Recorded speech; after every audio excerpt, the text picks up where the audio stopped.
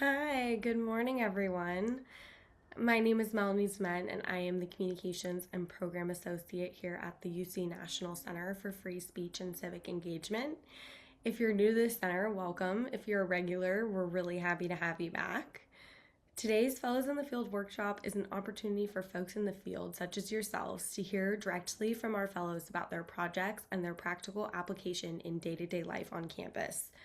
As many of you are already aware, the Center has a fellowship program that brings together faculty, administrators, and practitioners to conduct a year-long research project. The research of our latest class of fellows was released in August.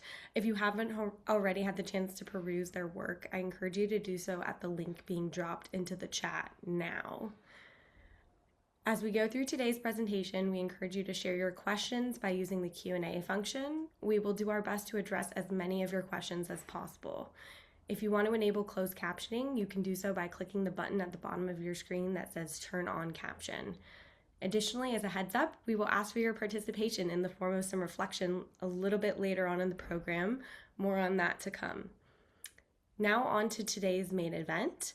Our presenter today is Penelope Lusk. I can say doctor now. She has successfully defended her dissertation as of last week, so it's super exciting.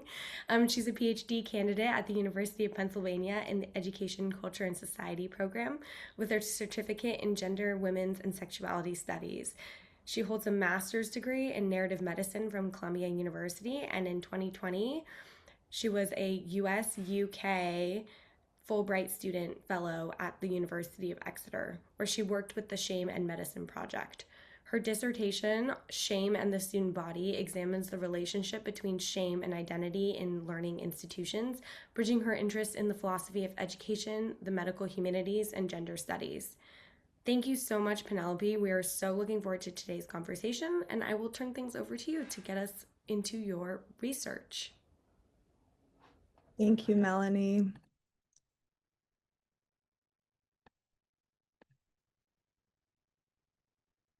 Okay, just let me know if these slides are okay.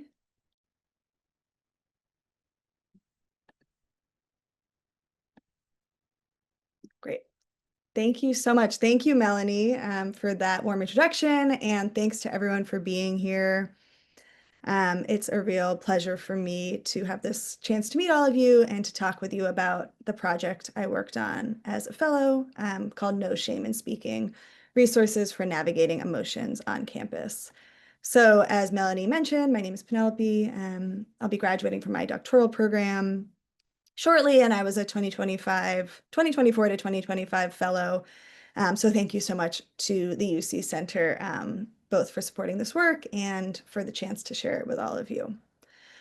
So the project that I'm presenting on today is focused on shame and speech. And before I get started, I always like to acknowledge that shame can be a really hard and complex topic of conversation. It can be very taboo. So I always welcome individuals to take the time and space to process this conversation in the ways that feel best to you. But I also would like to note we're building community around this topic. So please feel free to share where you are in the world, maybe your interest in this topic in the chat. And I'll look forward to getting to know all of you both through this chat and through our questions at the end of the presentation. So as Melanie mentioned, I've been working for a while on issues regarding shame in learning communities. So as I think through this kind of larger program of research, I've been thinking about historic forms of public shaming in education, like the dunce cap, and other sort of public punishments that have been used historically and into present day. They're thinking about the ways that shame acts as part of our social bonds and our social responsibilities, including in interpersonal and campus tensions. Thinking about identity-related shame. And some of these questions naturally have led me to a real interest and focus on the confusing feelings that arise when it comes to speech. So thinking both about speech restrictions, including legal approaches to reducing speech on topics or policy moves to change which words can be said, and then the more interpersonal, really relationship-oriented forms of speech that happen every day on campus. So as I started thinking about how words and ideas become shameful on campus or how shame interacts with speech on campus, this program of research really motivated me to get in a little deeper to the ways that shame works on campus speech to change or impact how and in what ways we talk to each other and to think about some roads forward for campus communities. So the aims of this project, my fellowship project, have been twofold. So firstly, to develop a working framework for this relationship between shame and speech, which I'll go through as sort of this really complex intersection. And then to think about proposing and developing principles and practices within educational spaces for how to respond to shame around speech, both in the classroom context and at a more institutional level. So this project also has some core commitments. So there are two main things that I'll introduce as shaping this work. So the first is a commitment to thinking about extra legal or more community-oriented dimensions of dialogue and speech. And what do I mean by that? There are lots of policies, lots of laws in the US that are guiding and shaping speech on campus. And what I'm trying to do by highlighting shame is thinking about the ways that inclusive of or regardless of these laws and policies, speech really can be felt and influenced in material ways by the affective dimensions of campus life or the ways that emotions are living on campus. And then secondly, I'm threading this and orienting it towards some of the civic and democratic aims of education, of campus spaces, of thinking about why we focus on speech and how it helps us live together and relate to each other. So methodologically, this project is drawing again on this larger body of research to focus on conceptual work, theorizing shame and other emotions, and drawing that together with the philosophy of education that's focused on speech on campus.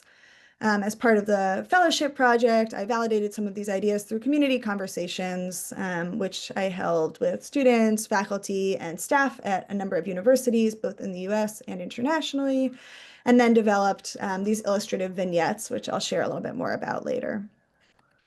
This led to the development of a toolkit, which is available on the UC website, and the toolkit includes both the framework for shame and speech, and then practices, principles, and vignette-based activities for thinking about shame, both in the classroom and in broader institutional settings. So that's sort of the overview of the project. And now I'll get into talking about the research I've done this past year and some of the ways that it may apply to your own contexts or your experiences on campus. So the schedule for this conversation is that I'll start by introducing the framework in two parts. So thinking both about what shame is, defining it, talking through some of the ways that I think about shame, and then looking more closely at why we talk about and think about shame as it relates to dialogue, speech, and expression on campus. Those two parts make up the overarching framework. And then in the second half of the presentation, I'll turn to some of the materials of the toolkit to go through some cases, some vignettes in which shame features an expression in various ways in the classroom at an institutional level and looking ahead to some educational policy. We'll close with time for reflecting on shame and dialogue in your own contexts. And then I'll share some extended resources from the toolkit and take questions. So getting right into it, what is shame? First of all, it's an emotion, it's a feeling. It's a complex one. It's related to many other emotions, fear, sadness, guilt, pride, anxiety. And as I mentioned in my brief overview, it can be really hard to talk about shame.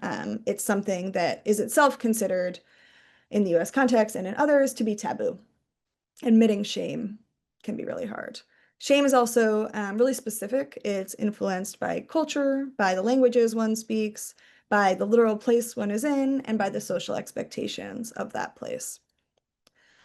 So when it came to thinking about shame for this project more specifically, as it relates to educational spaces writ large, the definition that I present in the framework, drawing again on some philosophy of emotion and some sociology of emotion, goes in these multiple parts. So I start by thinking about shame as part of a class of emotion called self-conscious emotions.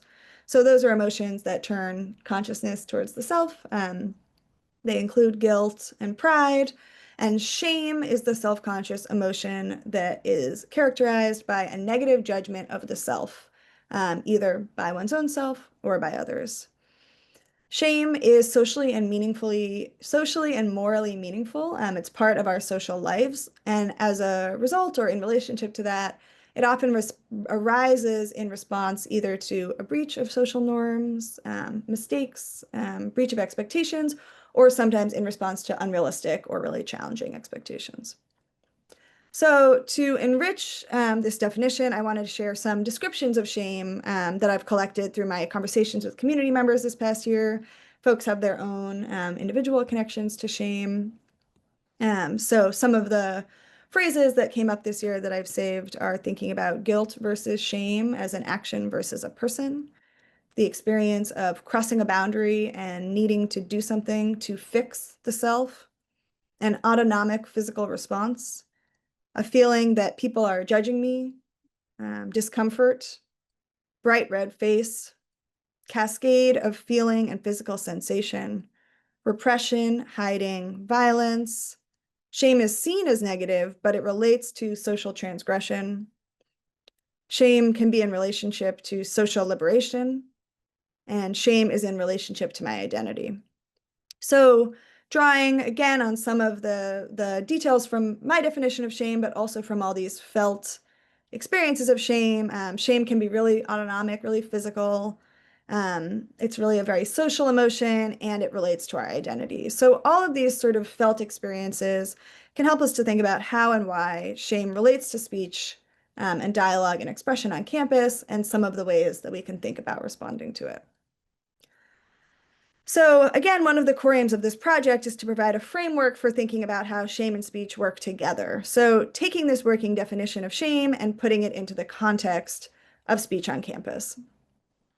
So for the framework, I developed 4 primary axes to think about shame and speech on campus, really as a means to recognize what I think about as the 2 sides of the coin to shame and speech. So the ways that shame and speech really influence each other. Shame can reduce speech, speech can increase shame, but increased speech can reduce shame, and reduced shame can increase speech. So they're very interrelated in various ways, and the framework for thinking about shame and speech defines some buckets to guide conversations around this complex intersection.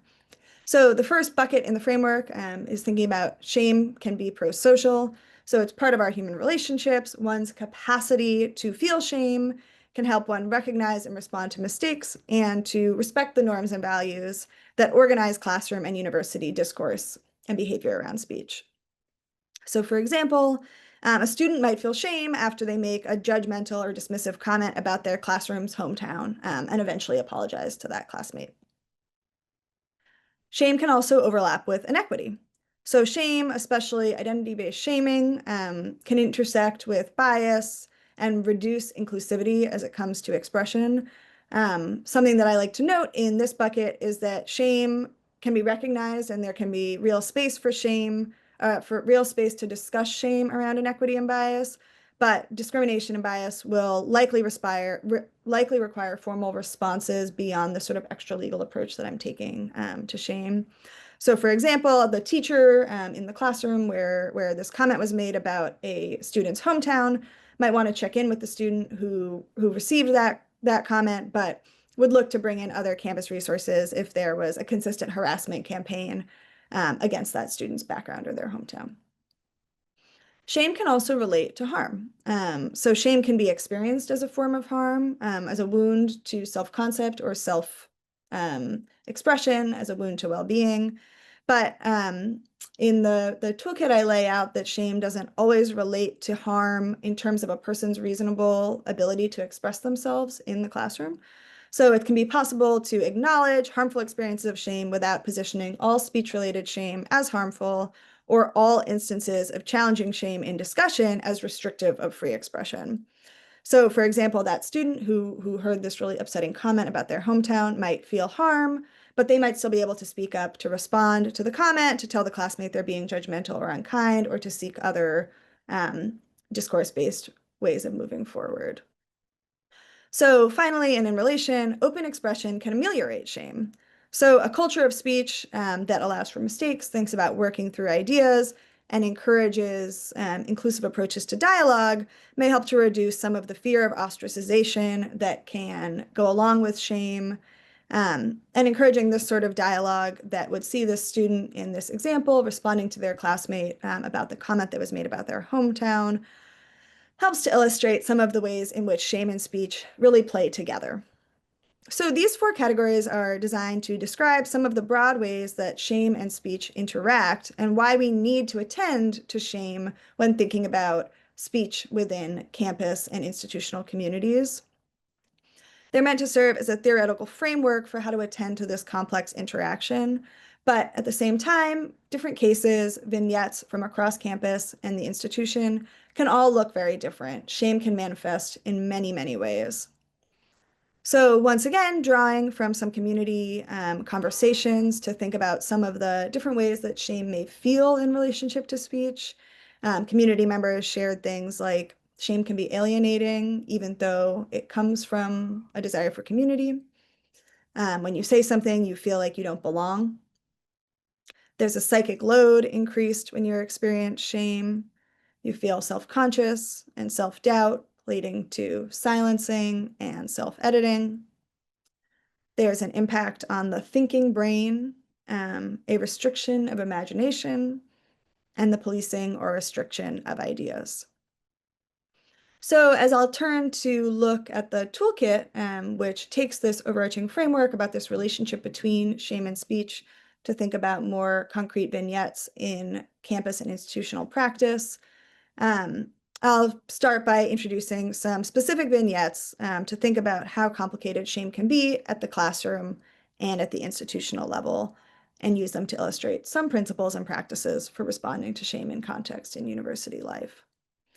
So this toolkit, once again, is designed to propose some basic principles, some aspirational principles to guide an approach to shame, and then some practices that can help support those approaches. The principles and each principle in the toolkit is illustrated by a vignette, and I'll share one example vignette from the toolkit and then situate it within the principles and practices. So I'll start with the classroom setting, so thinking about some of the ways that shame, once again, really manifests in the classroom. I'll read the vignette, give a moment to think, and then go through some of the principles and practices related. So Dario started his graduate program in 2021, and students were masked in the classroom. He never wanted to speak up in class for fear of calling a classmate by the wrong name.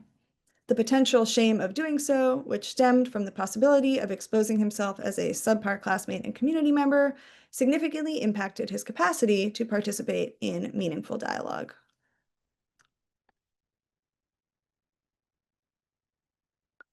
So Dario's experience really illustrates how shame relates to our social bonds, to the desire to be a good classmate.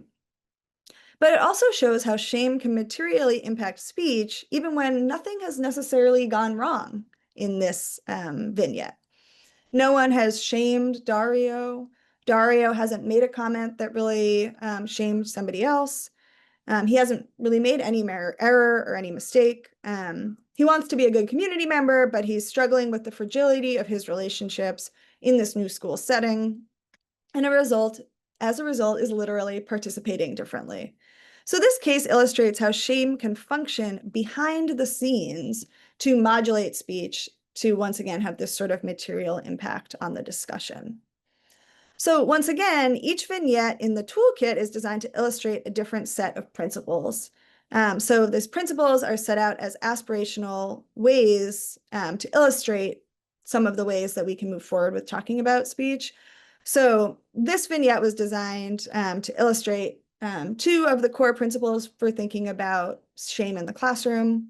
So firstly, shame is often a part of learning because learning requires grappling with mistakes or perceived failures.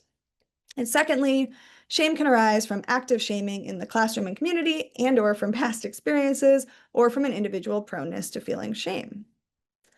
So this case of Dario's experience in the classroom really illustrates how shame can arise just in learning kind of generally because of the need to grapple with mistakes, perceived failures, and the possibility of failure. In that way, shame can really be a specter in the classroom. It also illustrates how shame can arise from different places. So in this case, sort of just this proneness to feeling shame.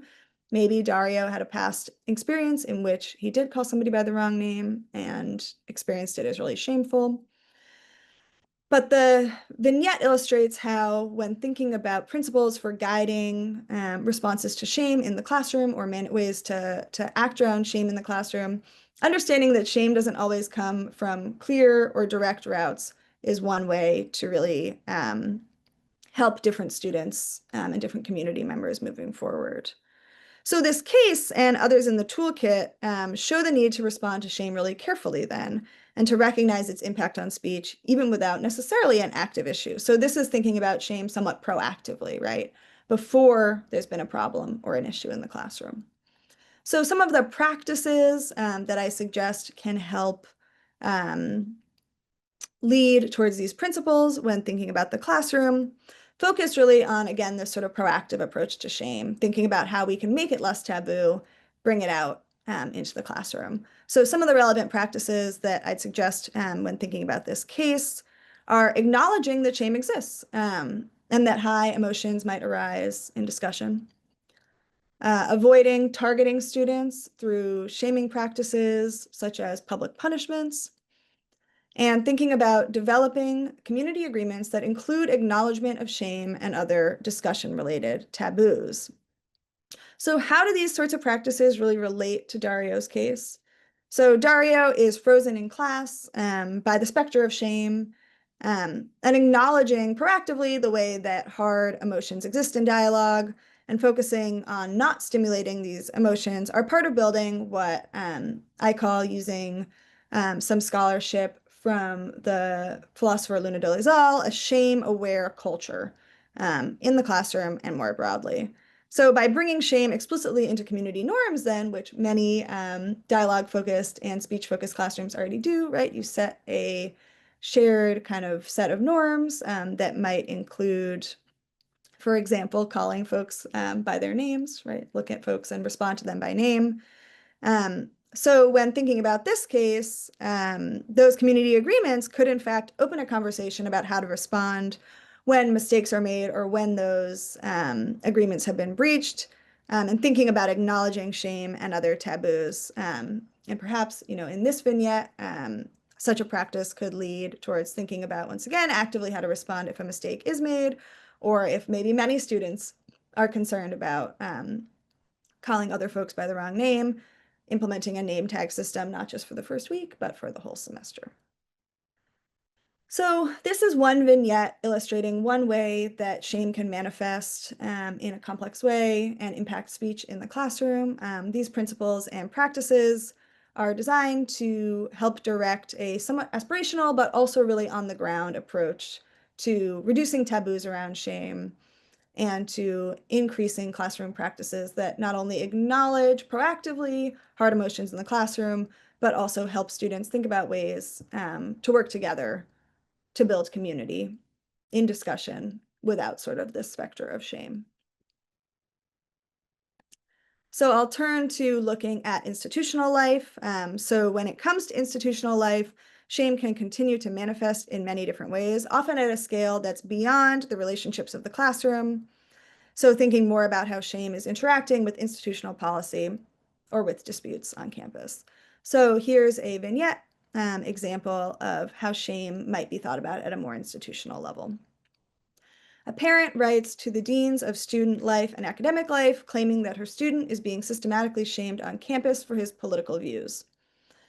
He is the president of the Students for Libertarianism Society and recently hosted a large event featuring political speakers on campus. Faculty and student leaders observe that the student shares his views consistently and that others disagreeing with him have equal rights to share their own views. The parent follows up with the university provost to request an inquest into shaming and bullying as part of the university response. So here we have a complex case that relates to the ways in which claims of shame, like claims of harm, can put pressure on institutional processes related to complaints, disputes, or disciplinary actions around speech on campus, especially related to tense political topics or otherwise pre-existing debates on campus. This case is really meant to draw out some questions around thinking about how shame would or should not be part of policymaking around thinking about the boundaries of speech on campuses. So when it comes to threading this vignette through some principles for guiding speech at the institutional level on campus, the principles that I suggest this case really reflects are related in some ways to the principles that we can think about in the classroom, but take this sort of higher level approach to thinking about shame on campus. So the first relevant principle that I bring forward for this case are that campus communities are responsible for taking shame seriously when thinking about organizational culture, including in processes for disciplinary action. The second principle I'd bring forward is that more general policies can be shame aware without making strict policy for how to respond to instances of shame. So when it comes to thinking about taking shame seriously as part of a culture of response on shame, including in processes for disciplinary action, some of the themes that I've drawn through the presentation in both the framework and the toolkit really once again relate to the idea that shame is in a sense extra legal. It's something that lives beyond or separate, but is very interrelated with the actual laws and policies that are guiding speech and discourse on campus. And what I suggest with this principle is that it's possible to take shame seriously when thinking about the culture of those processes. So other vignettes thinking through this include the way that disciplinary policies can increase shame or induce shame in students. And in this case, there would be something to focus on instead about how shame is being used as sort of a reason to launch a disciplinary action or move forward a disciplinary event. So interrelatedly, this idea that general policies can be shame aware without making strict policy for how to respond to instances of shame continues to uphold this sort of extra legal dimension of shame in which policies can integrate the idea that maybe we avoid shaming, we respond to shaming without necessarily drawing lines in the sand about what counts as shame, whose feelings matter, and how and a sort of blanket way to respond to instances of shame. The reason that I put forward these principles is that shame is just really diverse. It can come from many different places, and it's really unpredictable. So for an institution to have strict policies about shame may lead to responses that actually don't relate to the experiences of shame within the institution. So some of the practices that can help to sort of uphold this approach to shame, think again about making clear norms for open expression, the purposes of those norms, and really avoiding shaming around norm breaking, and thinking about what I write about as a sort of collaborative or more bottom-up approach to integrating shame into free expression guidelines. So for example, if this case of this student went public on campus and there becomes a debate around, what counts as shame, whose shame matters, whose doesn't, there could be a more collaborative approach to welcoming various voices to think about the very different ways that shame may be working on campus to shape institutional life. So within this case, I'm really thinking about drawing out strong norms for student events, perhaps, and really drawing on, again, a broader conversation, looking to reduce the taboos around shame without transforming shame into its own policy driving feature on campus. So lastly, I want to just extend beyond the real context of the toolkit to think about the ways that shame does come up in policy and in legal discourse. So there's a number of examples. This one isn't about speech per se, but does start to relate to some of the larger ways that we see shame functioning in legal discourse, in policy discourse, and how that may itself continue to impact what is and is not seen as shameful on campuses. So the policy case I bring forward here, in 2019, Pennsylvania reinstated a practice which was banned in 2017, which is known as lunch shaming, which is when K-12 students have a lunch debt, or if they can't afford the hot lunch in the school's cafeteria, they're given a cheaper alternative, typically a plain cheese sandwich. So this kind of extension vignette shows how debates around shame, what is shame, how it functions, does make its way up to higher level policy, to state policy. Um, and while this is, again, not per se about speech issues on campus, it raises a lot of the same questions that I draw forward in the toolkit writ large. So what is the impact of shame on campus, whether K-12 or in the toolkit higher education? What is the impact of shame on participation, equity, and fairness on campus? And how can we keep expanding this discourse about what shame really does, how shaming impacts campus life? So thank you all for your attention to this overview of the framework that I propose and then the toolkit. We're going to take now a few moments for quiet reflection to reflect on your own context, on perhaps vignettes or cases you've seen, and how these practices or other practices might make sense for responding to shame in your context. Then we'll come back together to review some of the materials available in the toolkit and take questions.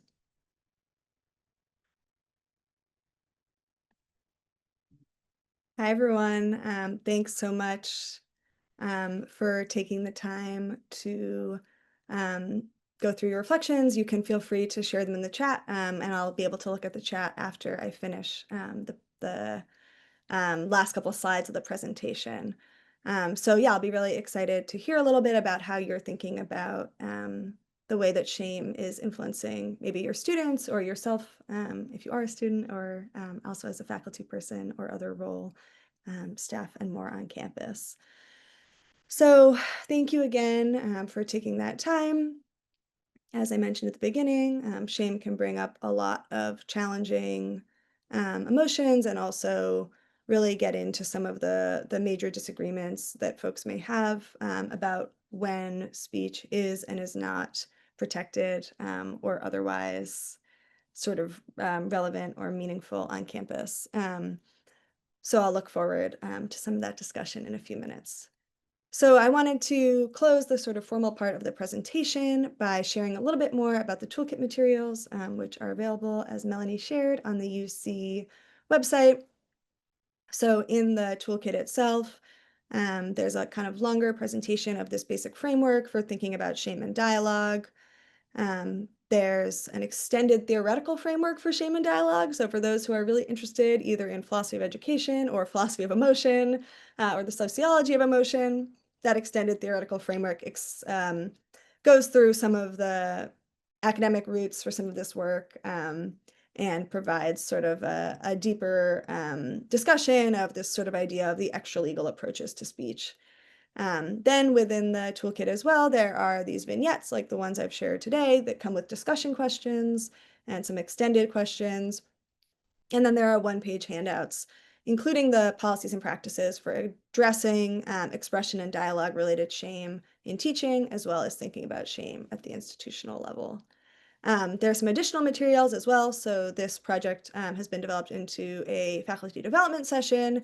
And as a result of that, there's a one-page handout also on the website, which was developed in conjunction with the Penn Paideia Center for Dialogue on campus.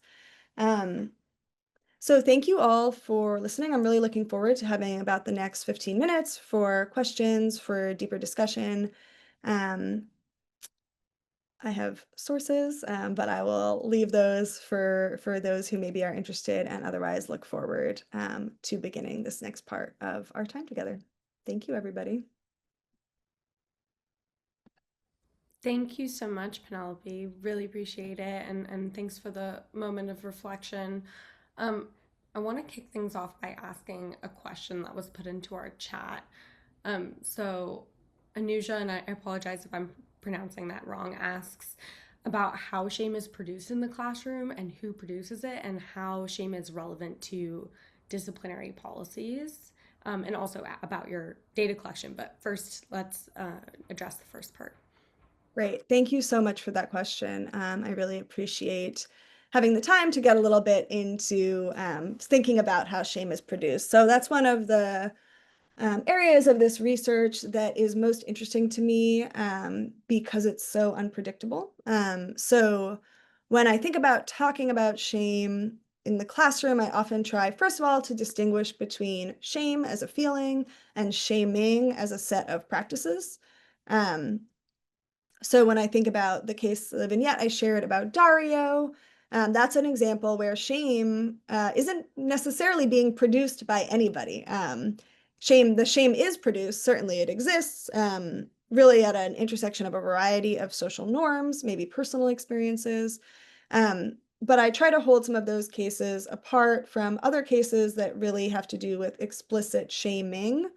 Um, so I showed briefly in the sort of background to some of this work, there's the historic dunce cap, which is a really classic kind of shaming as punishment, but we've also seen some practices that have come into more contemporary schooling. So whether that may look like online shaming of classmates on campus, that's a big area, right? So whether that's doxing or posting about a classmate, those are forms of contemporary shaming, as well as for other forms of contemporary shaming that really look like punishment in the classroom. So especially in K-12 schools, there's a lot of debate over whether or not practices like timeouts or public display of grades or of performance in sort of order, whether or not those are sort of really challenging shaming practices. So that's to say it's an important question because it's a hard one because it's really easy to identify practices that could be shaming, and it's really hard to identify where and how shame may be produced in the ways that sit aside from those practices altogether. And then I'll just note quickly on methods. So this is a conceptual project largely. So the work that I do writ large is really using theoretical methods. So thinking about normative questions about shame. So how and why should we think about shame, as well as using narrative and kind of storytelling as ways to illustrate and really enrich that conversation. So in this project, I had these community conversations where I was able to sort of learn from folks about how and in what ways they're actually experiencing shame on their campuses or in their experiences. And then in other projects, I also like to use published work, including some policy briefs, to really illustrate and think about how shame is part of discourse around speech on campuses. Awesome. Excuse me. So, turning to a question from Susan Harmon, who's also fellow, who says, "Wonderful work first. And culturally, shame has so many different nuances across groups, whether it be religious, ethnically, etc. Any suggestions for how to navigate that, especially in a diverse classroom environment?" That's a really important question. Thank you, Susan. I appreciate you asking. Yeah, so the first way I always like to situate shame is by acknowledging that it's really culturally and socially specific, once again, whether through language, religion, um, or background. Not only do we often not agree about what shame is, we often don't agree about what is shameful. So, sort of one of the core issues that is or that can make speech challenging, especially in diverse classrooms, is disagreement about what is shameful. So, what is sort of wrong, basically. So, when I think about how to bring people together around shame, there's this interesting balance between thinking about the ways in which shame is felt, really, really almost universally, like most people have had an experience with shame, but that it can be felt in response to a really, really wide variety of things. So the two things that I sort of like to highlight around this are really helping or really focusing within communities on avoiding especially identity-based shaming, and at the same time acknowledging that shame is not always the answer when it comes to conflict, or rather shame is not always the most important analytic when it comes to conflict between different groups, especially around cultural issues. So as I mentioned briefly, when I think about this sort of relationship between shame and inequity, which can be really strong, shame, my approach to shame really has more to do with how can we work relationally to build these stronger relationships, to have really more trust around talking about differences. Um, and that stands alongside sort of ongoing work to protect folks who really are at risk of shaming and harm in the classroom. Thanks, Penelope. Um, Another couple questions were submitted ahead of time, so I want to make sure we get to those as well. And someone asked, why shame? Why focus on shame? I think that it's really basic, but for there's a lot of other, I think, emotions that relate to speech. So why shame? Oh, I love this question. Thank you for asking. Whoever is out there, hope you're here. Yeah, so a couple of reasons. So shame, as I just mentioned, really is a core part of a lot of social life in many different settings. I had a student ask me in class just the other day, like, why do people keep using shame in the classroom? And we kind of had to get into this conversation about like all of social life and how it's developed and the ways that our relationships have to do with sort of norming each other, which really is an aside to this question.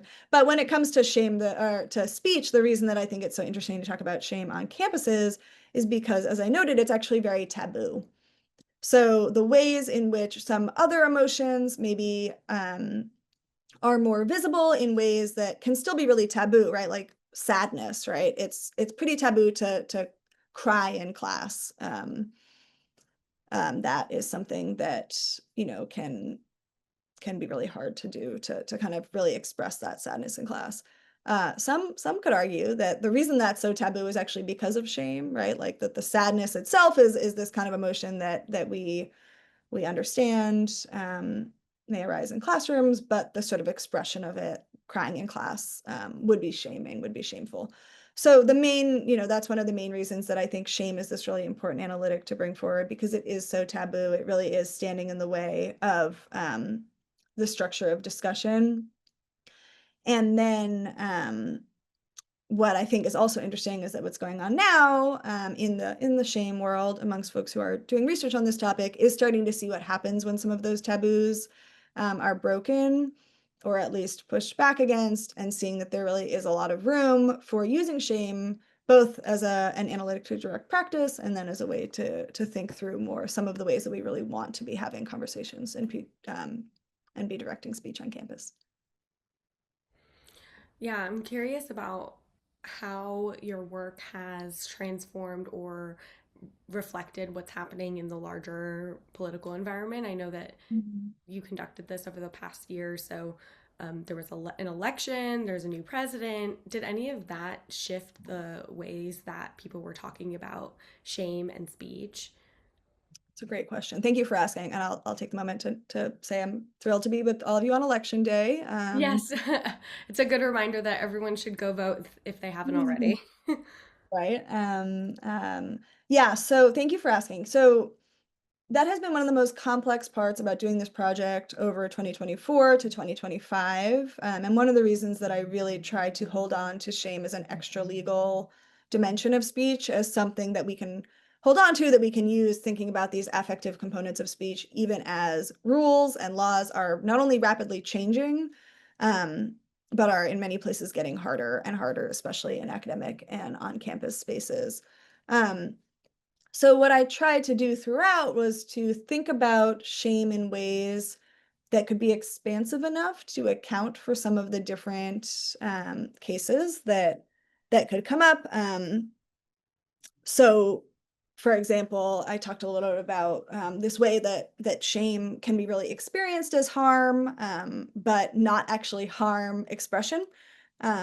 So, I think a case that illustrates that would be the vignette I shared about the student for libertarianism, right? So, this student or the student's mom is experiencing this situation is really challenging and painful, but one's capacity to speak is actually not limited by that, unlike in some other cases where um, shaming experiences can be so intense that one is actually not safe or not able to participate.